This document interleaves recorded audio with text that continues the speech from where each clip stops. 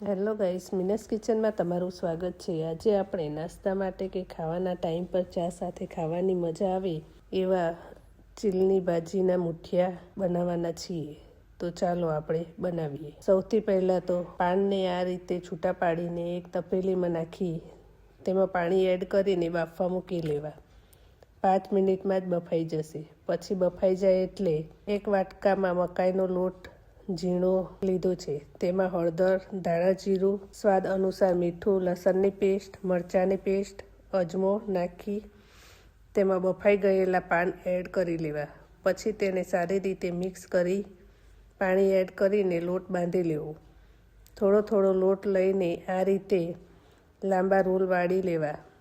આ બાજુ steam cooker મૂકી દીધું છે, તેમાં પાણી નાખી ડીશ મૂકી દીધી છે, તેમાં મુઠિયાના રોલ ગોઠવી લેવા અને 20-25 મિનિટ સુધી થવા દેવા અને પછી ઠંડા પડવા દેવા।